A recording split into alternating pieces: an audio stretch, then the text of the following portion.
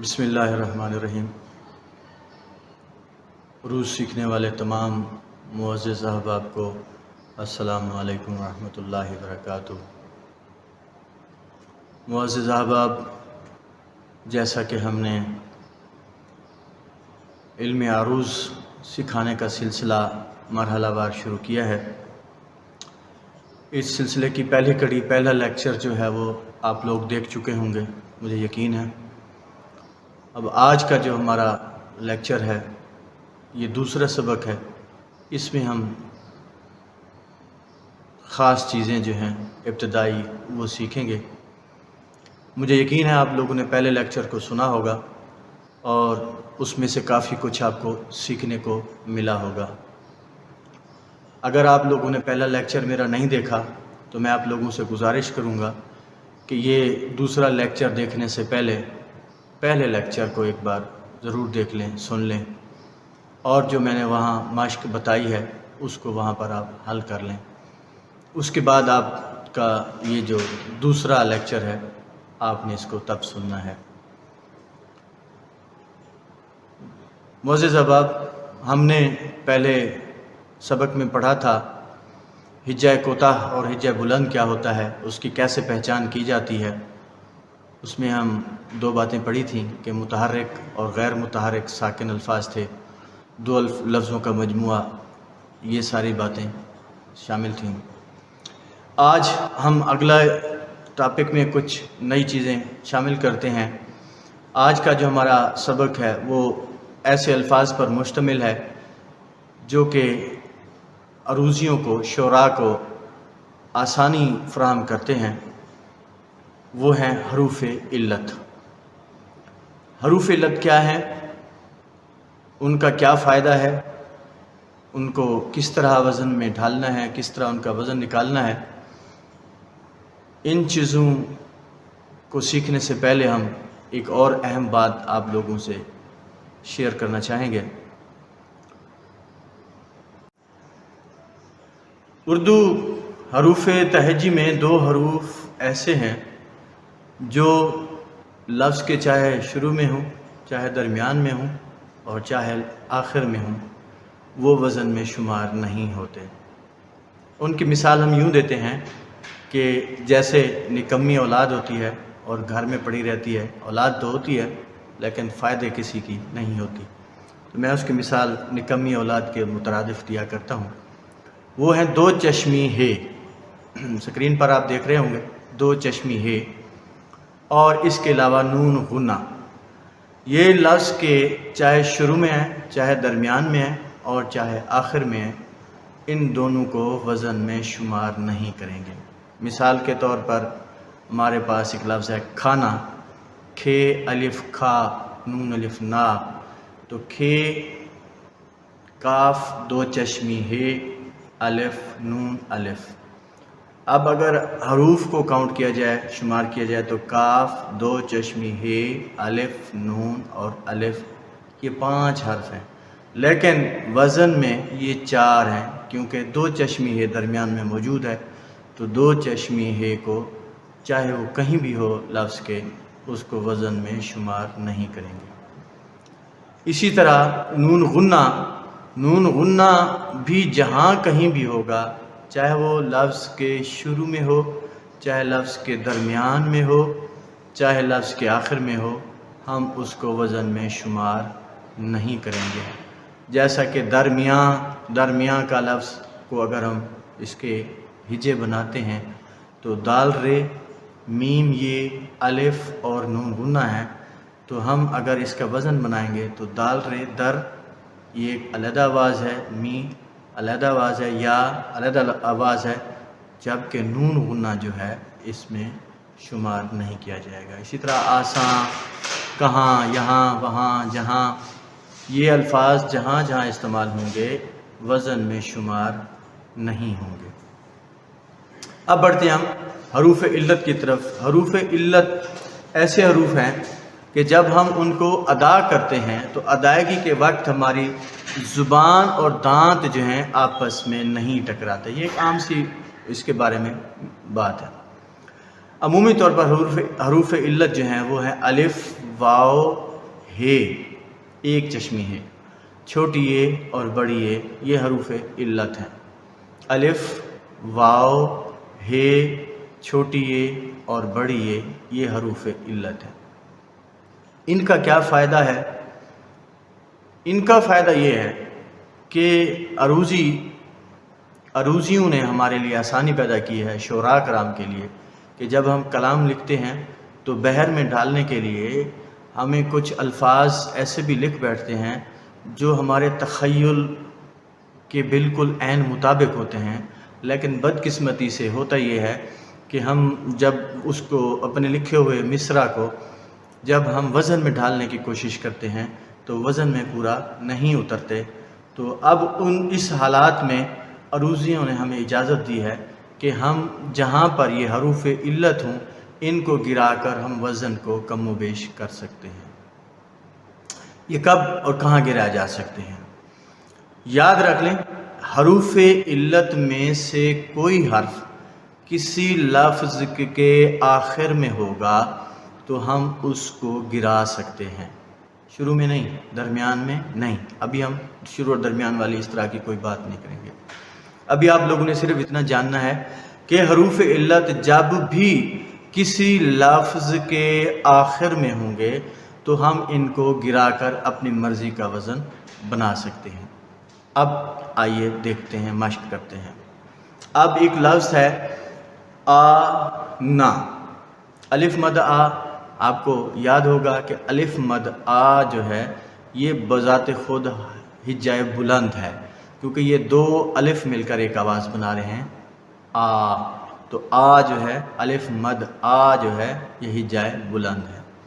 اور نون الف نا، آ نا، یہ دو آوازیں برآمد ہو رہی ہیں، آ کی علیحدہ اور نا کی علیحدہ۔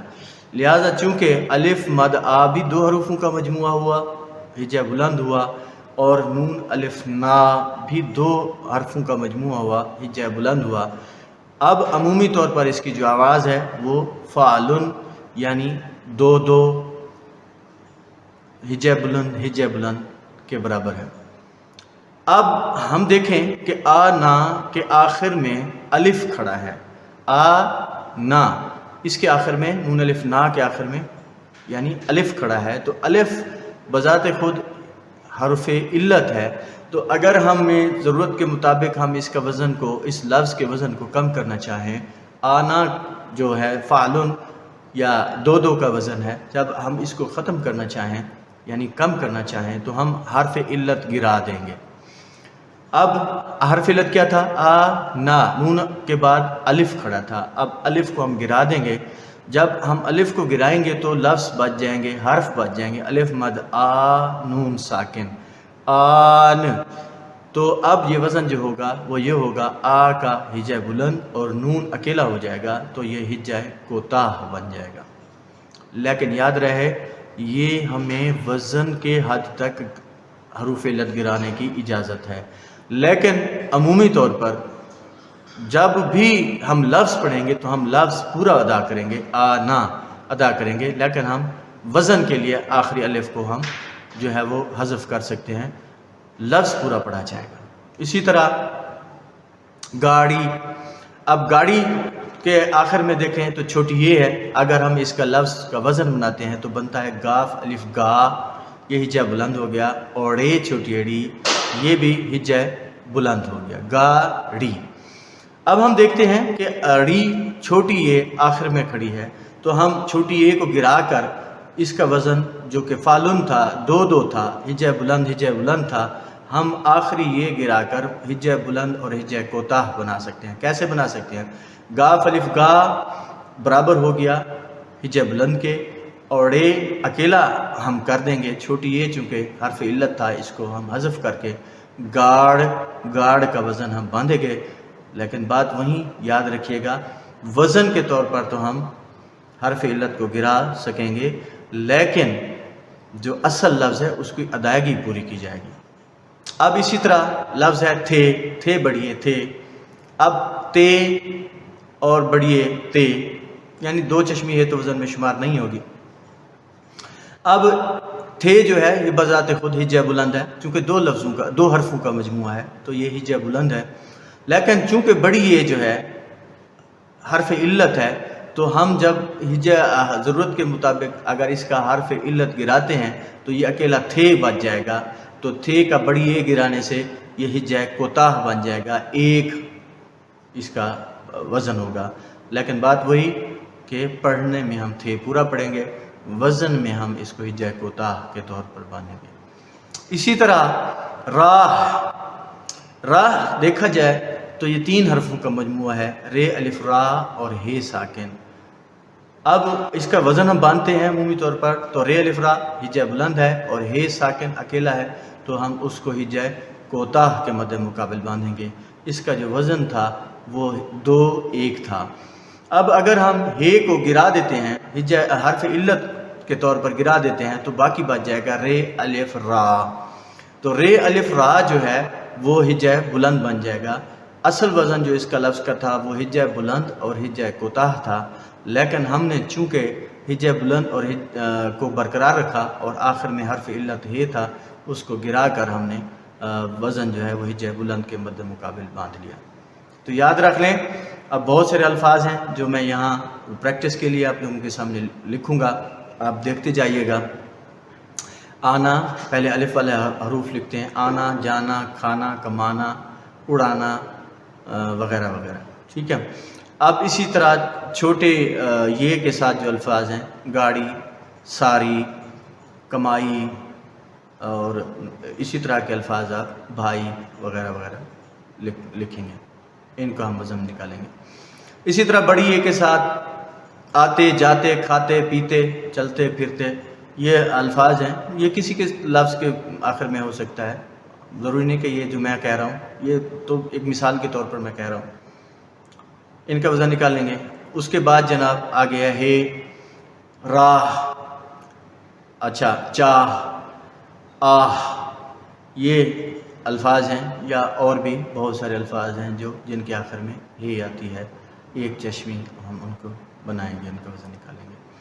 اور اس کے علاوہ